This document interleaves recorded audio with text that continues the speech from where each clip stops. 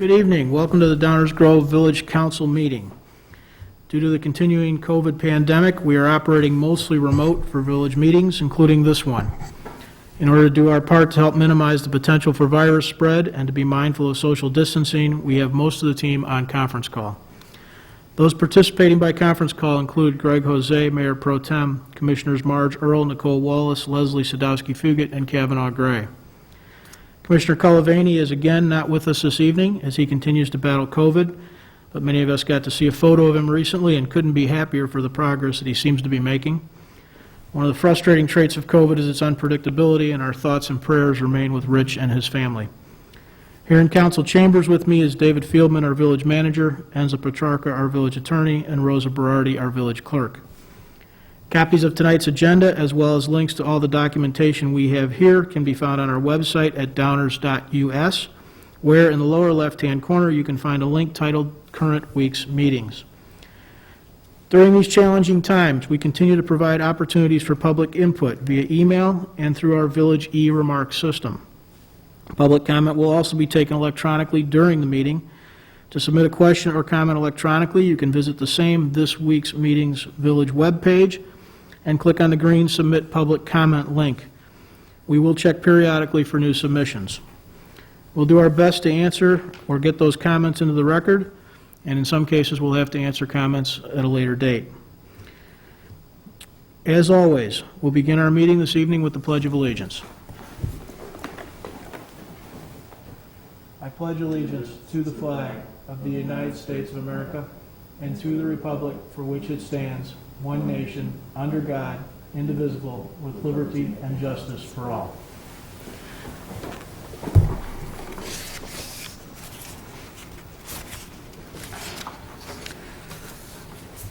Rosa, would you please call the roll? Mayor Barnett, Here. Commissioner Jose, Commissioner Earl, Here. Commissioner Wallace, Here. Commissioner Sadowski-Fugit, Here. Commissioner Culvaney, Commissioner Gray. Here. May I get a motion to conduct this meeting electronically? Mayor, I move to conduct the meeting electronically. Second. Motion to conduct this meeting electronically is made by Commissioner Earl and seconded by Commissioner Wallace. Are there any questions or comments? Marge? No questions, Mayor. Nicole? No, Mayor. Thank you. Kavanaugh? No, Mayor, thank you. Leslie? No, thank you. Rosa, please call the roll. Commissioner Earl,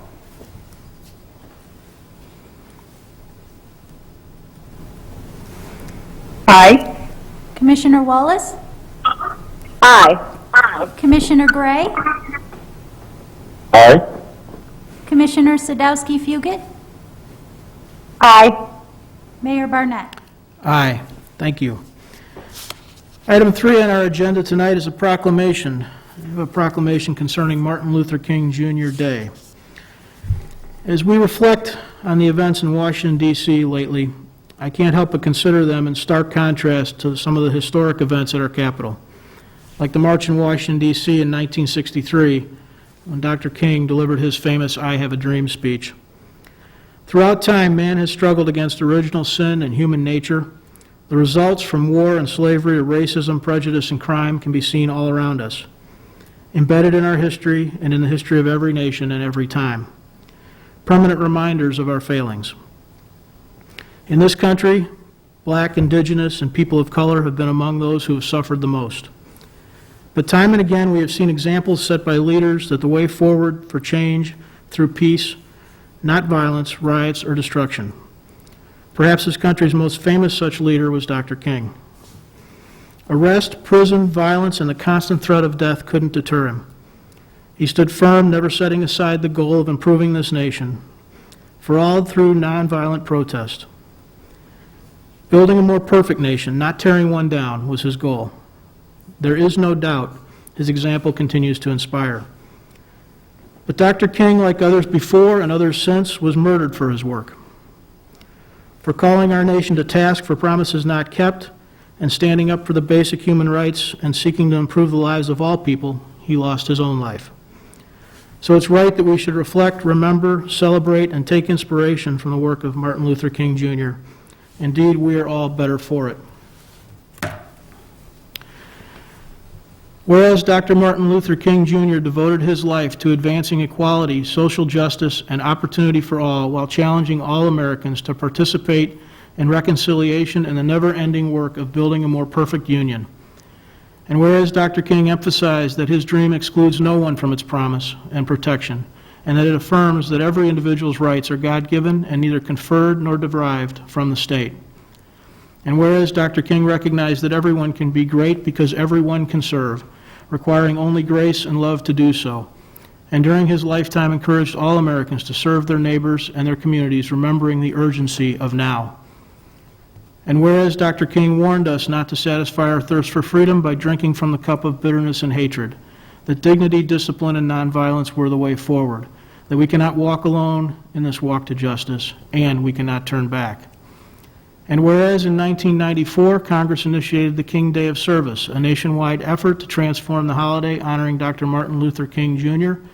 into a day of community service, focused on Dr. King's example of working to solve social problems while focusing on bringing people together and breaking down the barriers that have divided us as a nation. And whereas serving on the King holiday is an appropriate way to honor Dr. King, meet local and national needs, bring our citizens together, and strengthen our communities and nation, and whereas the King Day of Service is the only federal holiday commemorated as a National Day of Service and offers the opportunity for Americans to give back to their communities on the holiday as well as time to make an ongoing commitment to service throughout the year, and whereas the King Day of Service projects are organized by a wide range of nonprofit and community organizations, educational institutions, public agencies, private businesses, and other organizations across the nation. Therefore, I, Robert T. Barnett, Mayor of Downers Grove, in honor and recognition of the contributions of Dr. Martin Luther King, Jr. to the advancement of equality in our country, proclaim January 18, 2021 as Martin Luther King, Jr. Day in the village of Downers Grove, and urge our citizens to honor the memory of Dr. King, follow his example, and put his teachings into action by participating in the King Day of Service and to find ways to give back to their communities by visiting mlkday.gov, serve.illinois.gov, and givingdupage.org. Dated this 12th day of January 2021, Downers Grove, Illinois.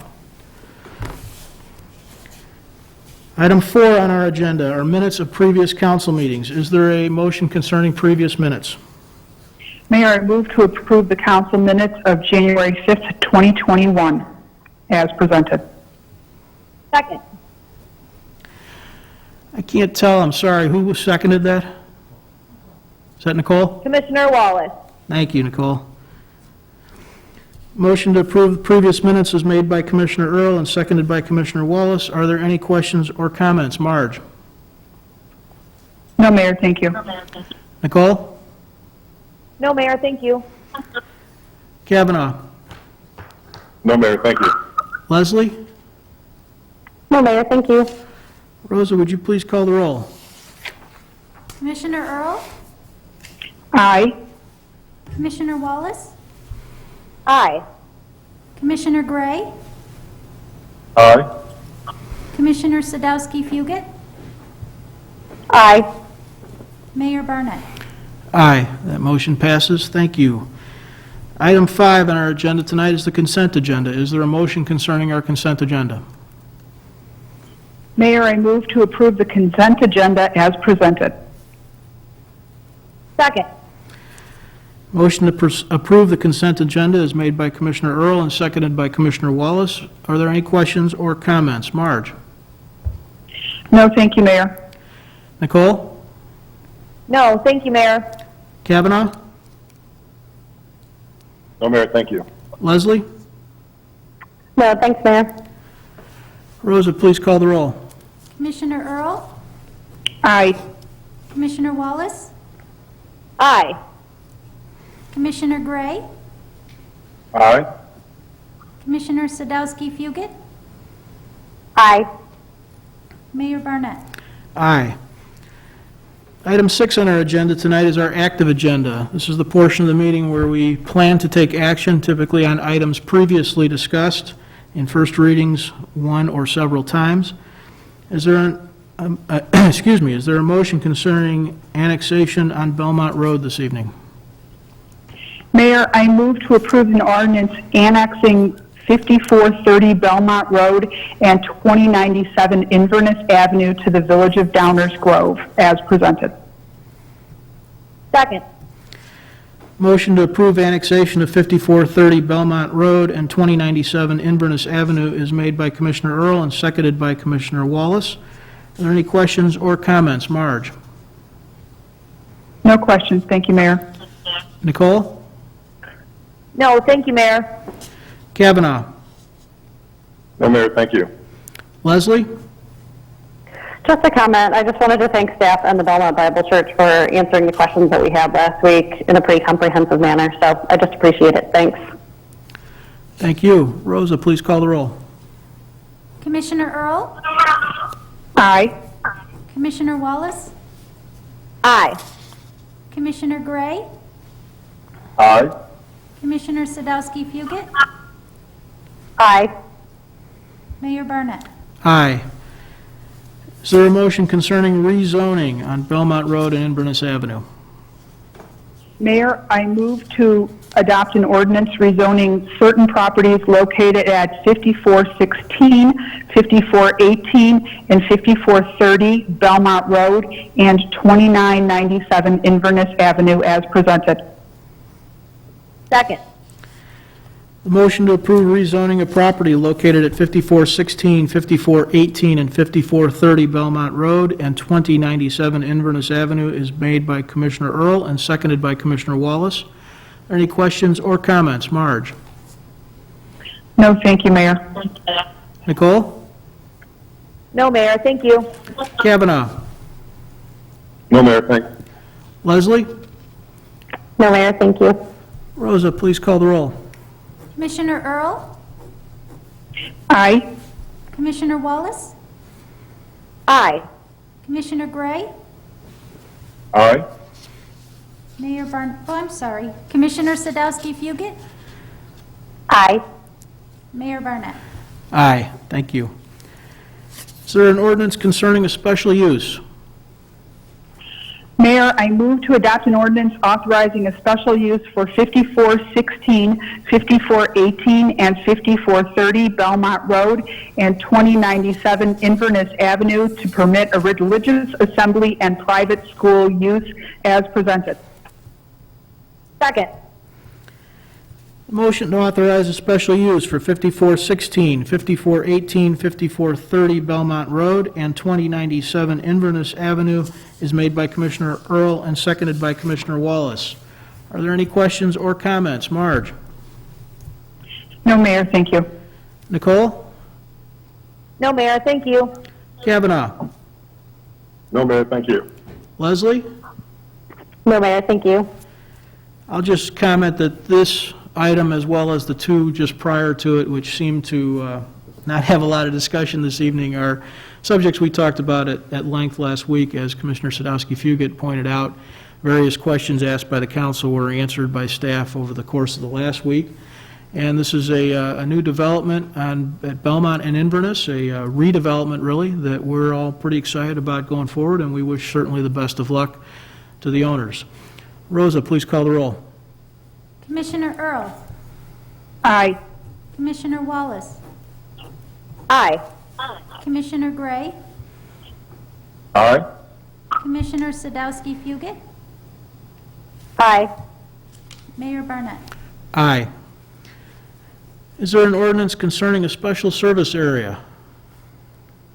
Mayor, it is my privilege to ask that we approve an ordinance establishing a special service area number 11, which is the Downers Grove Downtown Service Area in the Village of Downers Grove, as presented. Second.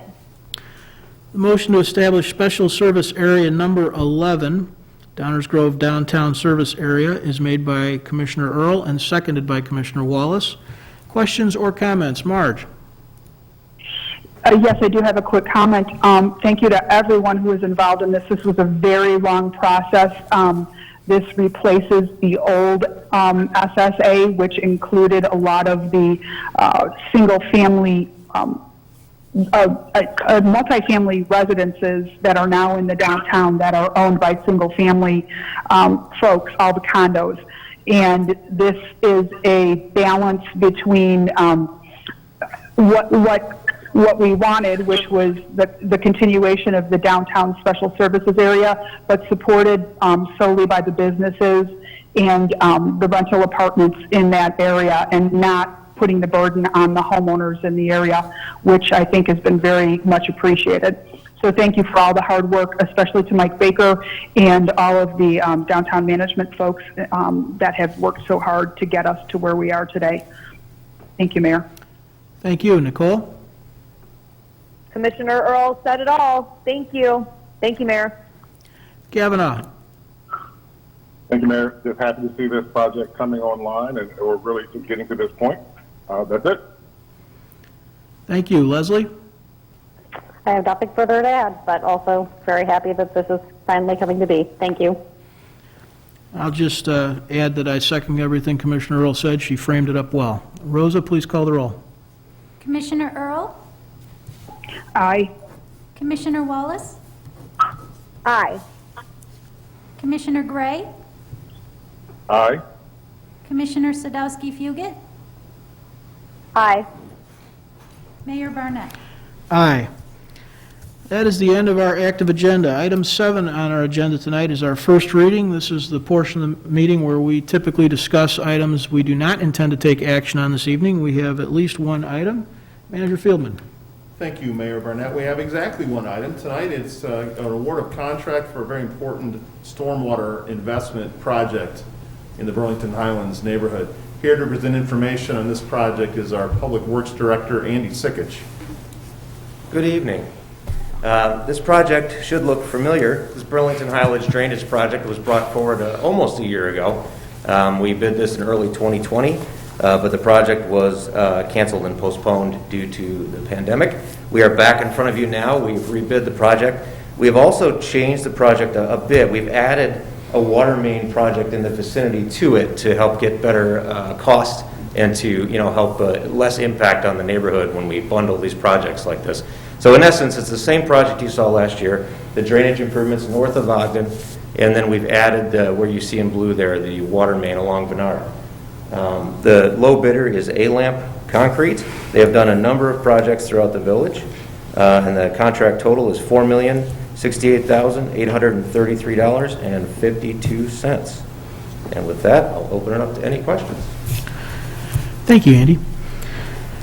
We'll just go around the horn here. Marge, do you have any questions or comments? I do have a comment, Mayor. This project is overdue, as Mr. Sikich just explained. It's a large project. $4 million is a large project. I apologize in advance to the folks at Burlington Highlands because this is really going to mess up their neighborhood for quite a while, but it'll be just once and it'll be done. And they will sweep in and do everything that needs to be done all at one time, and that's always our goal, is to try to disturb the neighborhood only once when we're doing something and not have to go in repeatedly and repeatedly, because that too is it's just a waste of people's time and it's a waste of our money. And I'm pleased to support this project. Thank you, Mayor. Thank you, Marge. Nicole? No comments further. Thank you, Mayor. Kavanaugh? No, Mayor, thank you. Leslie? No, Mayor, Commissioner Earl really said it all. As someone who just lives right by 55th Street and had to live through that for 2 years, I am hopeful that we'll be able to get this particular project, since we are the ones, since the village is kind of running the show. Hopefully we'll be able to stay on track and be done by October for you, so you're not disrupted too long. Thanks. Yeah, my colleagues put this well. It's always intrusive, disruptive, aggravating, but it's work that needs to be done, and I'm glad we're continuing and finding a way to restart some of these projects that we initially put on hold. We've learned over the years, certainly over years past, that many of these projects simply can't wait more than a couple of years. And so we were forced to do so last year, and now we're going to start back up and try and keep things moving and keep our village in the condition that all of our residents expect. Thanks, Andy. Yes, sir. That's it for the first reading, Mayor. Thank you. Item 8 would be a manager's report if we had one. I do have a manager's report tonight, Mayor. Actually, I have an update to the village's financial response to the COVID-19 pandemic. This plan was originally presented to the public and to the council in April of 2020. Obviously, the pandemic is significantly negatively impacting village revenue sources and increasing our expenses. We've talked about this several times.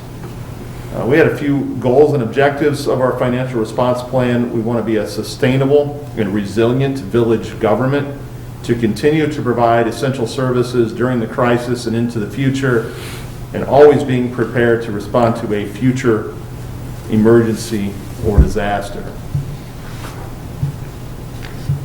The impact of this pandemic on the financial side was such that it does require the use of multiple funds in response, and we've been focusing on maintaining robust balances on our health fund and risk fund. And we want to make sure that our plan is in alignment with the timing and magnitude of this issue, always being mindful to maintain at least 50% of our general fund reserves as we go through this response. You've seen this slide several times before. This is the planned 4-tier response to the projected financial gap in the general fund. 4 tiers. Proud to report, as you may recall from just last month's update, that we only need to use tiers 1 and 2 in 2020. Tier 1 included primarily a $2.5 million CARES Act grant from the federal government and through DuPage County. Tier 2 was our extensive expense reduction efforts in 2020, which resulted in cutting general fund expenses by nearly $2 million. This was driven primarily by eliminating all but the most essential purchases of supplies and equipment, eliminating staff travel and training, and temporary hiring freeze that we underwent. Okay, I want to get to some new information as we focus on the revenue performance. Remember, there's a little bit of lag in the reporting of some of our key revenues. That's why we're presenting 2020 data here in 2021. This slide shows the performance of 4 major revenue sources. At this point in 2019, these 4 revenue sources generated $14.6 million. To this point in 2020, which was October for a couple of these revenue sources and November for the other 2, these revenue sources generated only $13 million. That's a decline of nearly 11%. So let's take a closer look. This graph shows sales tax revenue performance through October 2020. Actual revenues are shown in red, and 2019 revenues are shown in gray. As you can see here, very poor performance in March and April, then rapid recovery in May and June. And then, unexpectedly, we had 3 months where 2020 performed better than the previous year, July, August, and September. And then October was down 3.5% compared to the previous year. So we still have concern about the performance of sales tax in November and December, with restaurant and retail activities curtailed by the COVID mitigation regulations. We'll have data on those 2 months in the next 60 to 90 days. Please note, the village traditionally receives about 20% of our total sales tax revenue during those 2 months, November and December. So we're going to continue to keep an eye on that and monitor that situation. For the year, at this point, sales tax revenue is down by over $500,000 compared to the previous year. That is a decline of 6.15%. This graph shows home rule sales tax revenue performance through October of 2020. Again, actuals in 2020 shown in red, 2019 shown in gray. Slightly different story here. Very poor performance in March and April. Moderate recovery May through June, but not as strong a recovery as we experienced in sales tax. And then another decline in October, which was down 13.5% compared to the previous October. Year to date, down by over $170,000, which is over 11% decline. Food and beverage tax revenue. Again, you can see the V-shaped graph with sharply declining revenues in March and April and strong recovery in May and June. July, August, and September revenue continued to improve and then level off. October and significantly in November, revenue declined. Revenue through November in this revenue source is down by over $300,000. That's about 17%. Again, take a look at the sharp decline in November. Now, this graph shows the performance of hotel tax revenues. This is a different story here. This is a very sharp decline in March and April with very little recovery. Small uptick in July and then continued general flat and declining performance through November. This revenue source, hotel tax, through November, down by over $600,000. That's 66% decline. This graph has been presented many times and throughout our recent budget process. It shows our projections and revenues for ending the year 2020 and in the budget for 2021. We may be updating these revenue projections as we close out 2020, and we'll continue to monitor revenue performance throughout 2021. So as we monitor that performance, here's some key questions. How will food and beverage tax revenue perform in this cold weather season? I think we saw the first indications of that. November was sharply down. How will sales tax and home rule sales tax perform during November and December months? We'll know the answer to that question in 60 to 90 days. When and to what extent will hotel tax revenue performance improve? And when and how will the governor make changes to the Restore Illinois plan? We continue to monitor those regulations and governor's orders. We expect some change in the mitigation process and plans in the next week or so. We will continue to monitor all village revenues in the coming months. We will continue to seek assistance from state and federal governments where appropriate to fill some of these gaps. And we're always committed to controlling our general fund expenses. And we will continue to provide reports to the village council and the public on a monthly basis. Mayor, it's a lot of information presented here tonight. We are happy to answer any questions the council may have. Thanks, Dave. Just to make sure that everybody has an opportunity, we'll go around the horn again here. Marge, did you have any questions or comments on that report? No, Mayor, thank you. And thank you to staff. Nicole? No, Mayor, thank you. Thanks, staff. Kavanaugh? No, Mayor, thank you. Leslie? No, I don't have any questions. Thank you for the thorough update. That's it.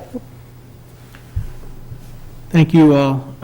I'll just remind everybody a couple things. I like to sometimes be the wet blanket on these things. We are nowhere near out of the woods on this stuff. We have had a little better performance generally through the course of the year than we anticipated might be the case in March and April. That's a credit to our team who tried to get their arms around this and put us on a path to success. But we're a long ways away from any sort of sense of normal.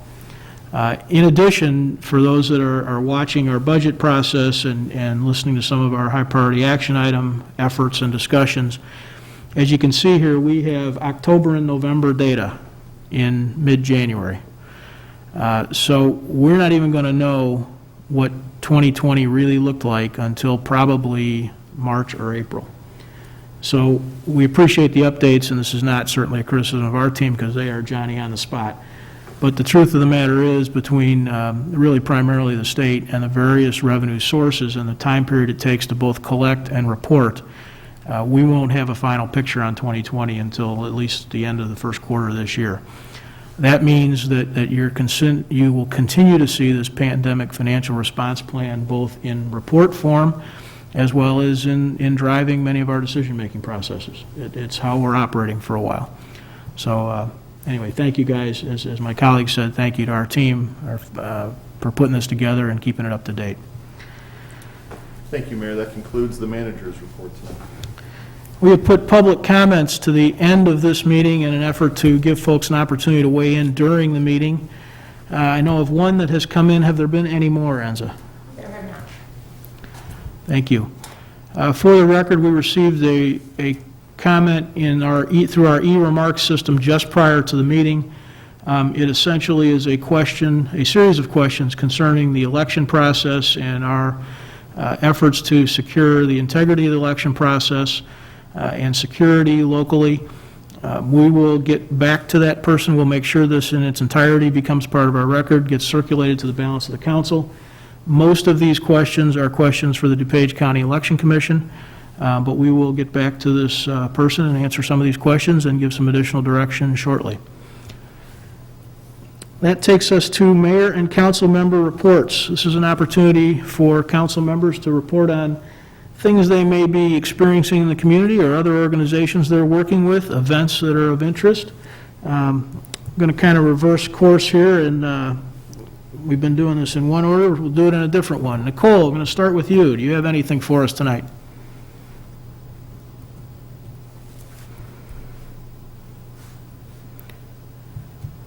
Nicole, you still there?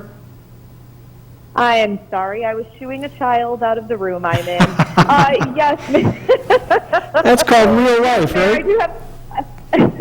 I do have a brief comment. Thank you. The Ice Festival will be happening in downtown Downers Grove on February 13th and 14th.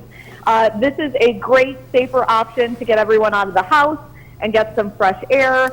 Please continue to wear a mask to help all that would like to walk around and admire the sculptures to continue being safe. Briefly, I read in an article in Forbes recently that hope is created at the intersections of 1, passion, a desire for something vital, 2, perseverance, the need to prevail against great odds, and 3, faith, the belief that there could be something greater beyond those odds. So let's continue to hope, persevere, and have faith. With everything going on in our world, please remember to be kind, give grace, and simply hang in there. Thank you, Mayor. Thank you, Nicole. Leslie. Yes. So as we reflect upon this last week, let us not forget how each one of us up on the dais, or at least normally when we're up on the dais, got here. We were elected by the people in our community, appointment being the only exception in this role. We trusted in our fellow humans. We went to the ballot box, we cast our ballots, and we accepted the peaceful transfer of power every 2 years as new council members are elected. There was no violence. There were no calls of widespread voter fraud, of which we have no evidence here or anywhere else throughout the U.S. Some people walk away thrilled that their preferred candidate or candidates won, and others disappointed. But we all continue to work together to try to move the community forward. What we saw last week was violent, destructive, based in fear, and nothing short of insurrection and domestic terrorism. Despite the fact that there's no evidence to support the rioters' claims, the rhetoric we're hearing from various levels of government and the lack of preparedness are disturbing, dangerous, and they're a threat to our democracy. I strongly condemn these actions, and I sincerely hope that in the coming week, leading up to Inauguration Day, that we all choose peace over violence. All this being said, we also have an upcoming municipal election on April 6th. I want to assure everyone, our elections are safe, they're secure, and every single vote matters. So in addition to continuing to follow public health guidelines with regard to the pandemic, please also make sure you're making a plan to vote in our April municipal election. The applications to get your vote by mail are already open, and please keep the faith in our process. Thanks, Mayor. Thank you. Kavanaugh? Thank you, Mayor. One of the things that I always have to keep in mind, or always try to keep in mind when we come off of very hard issues like what we experienced last week, is to remember the role that I play in being a bridge, or that I've always tried to play. And so one of the first things I wanted to do was just, one, thank our village, thank everyone involved in the process of recognizing Dr. Martin Luther King Jr. and actually having a day that individually recognizes him. There's a speech that's a favorite of mine, Dr. King's speech on self-determination. And he, somewhere in this speech, it's a brilliant and passionate speech, and somewhere in there, he uses the comment as he's talking to people of color who have been oppressed and beaten down. He says, don't let anyone take your manhood. Just be proud of your heritage. You don't have anything to be ashamed of. Following up on that, I think I listen to that and or kind of read some of that every year. There's a documentary I stumbled across maybe 2 years ago where Dr. King is talking about the fact that when he would champion different causes in different places, especially if they were in the South, he would go to places and there would be about 2,000 to 3,000 angry white people that would show up. But when Dr. King came to the Cicero area to march in protest of fair housing or housing discrimination against people of color, the man said that 10,000 white men, women, and children showed up screaming hate. 2,000 people in the deep South where this man experienced fire hoses, attack dogs, billy clubs, and jail cells. 10,000 men, women, and children. He said what stood out to him the most was the fact that he watched little children screaming out the N-word at him. And if I'm not mistaken, this march was the march that Dr. King caught a brick in our backyard. So his contributions, not only everywhere, not only globally, but to this area are profound and significant. As someone who tries to always follow history or parts of it just to kind of fill in my ignorance or my gaps, you can't do so without looking at the plight of the native people and current treatment of the native people in this country. We can't approach it without really addressing this just get over it mentality when we think about the hundreds of years of brutality that comes with American slavery. We can't look at it without examining how weapons and extreme violence were deployed during Reconstruction to burn down black communities, stop upward mobility, and suppress political power of black people.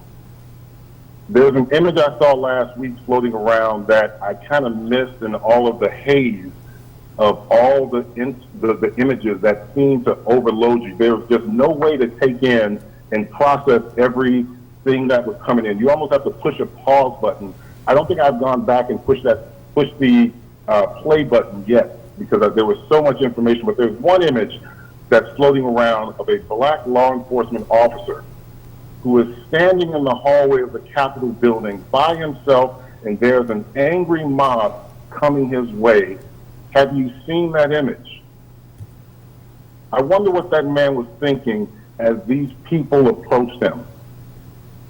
What I saw last week was the same type of mob action that worked into a frenzy, hate in their eyes, appetite for destruction mentality that in our history would drag innocent men and women out of their homes to be hung and in some cases advertised as some type of sporting event while members of clergy, law enforcement, businessmen and women looked on. For the past 4 years, I have silently and respectfully listened to a concept of making America great again. As a marketing guy, I will give credit where credit is due. That is probably one of the most effective taglines in selling 74 million units of a broken ideology. But the determination of what great is subjective. I thought we had learned a little something from watching what happened to George Floyd, but instead I feel like after last week, we came out of that instance, or we came out of George Floyd's instance with a lot of good intentions, some steps from marching, a ton of recycled paper, a lot of broken promises, but zero action that moves the needle forward. For indigenous people and people of color, our America has been under attack since before this country was even formalized or established. But what I noticed last week was that for a lot of people, their concept of what America is was laid to waste. It was the first time that they've seen their America kind of come under attack. Last week I started talking about a concept that I talk about often openly because I have a diverse group of friends, the concept of what white privilege is. And it has a lot of faces. But what I thought about was that, wow, it takes a level of arrogance, it takes a level of privilege, it takes a level of entitlement to believe that somehow you have a bigger stake or claim in this country than its original owners or those individuals whose blood, sweat, and tears fertilized the soil that grew the wealth of this nation. I have a couple of statements that often go, nothing changes until people are willing to get uncomfortable. But there's another one that I kind of book in with that, and it says, it's not my job to make you feel comfortable. I will simply close by saying what I saw last week in our nation's capital. This current president, this administration, and I want to make sure I get the terminology right that was used on another group of individuals, and the mob, thieves, bandits, hoodlums, murderers, thugs, that participated, and those individuals from my own community that I saw online promoting and being a part of that, you don't represent me, and I don't represent you. I will never support anything that deals with warped ideas, and I denounce any activity related to those kind of actions and what took place last week. It will be interesting to see how history remembers this insurrection. But to be honest, I'm not sure if there's any amount of historical spin or historical OxyClean that takes this pain away easily. Thank you, Mayor. Thank you. Marge? I don't know how I can follow Commissioner Gray. All of his statements were absolutely dead on. I will say that last week's violence in Washington was a sad day for our nation. And as the mayor said earlier when he quoted Dr. King, dignity and nonviolence are the way forward. I will not say anything because I do not believe it would be correct to say anything or do anything that would further divide this country. That is wrong. There are plenty of people looking to divide this country right now. It is a time for us to recognize that and to come together and unify to move forward. The one thing I did see last week that gave me hope was the joint session of Congress after this horrible events that were right in their chambers. Hours later, went right back into session and finished the job that they were sent there to do. And it's not often that we see that kind of leadership from the high levels of our country because they're so busy preening like peacocks, unfortunately. This time, they got it right. They went in there and they certified this election, which was what their job was to do, whether they agreed with it or not. And for that, I was hopeful that we can find some places of unity and we can move forward and not further divide ourselves. Thank you, Mayor. Thank you, Marge. Is there a motion to adjourn? Move to adjourn. Second. Rosa, please call the roll. Commissioner Earl? Aye. Commissioner Wallace? Aye. Commissioner Gray? Aye. Commissioner Sadowski-Fugit? Aye. Mayor Barnett? Aye. We are adjourned. Thank you and good night.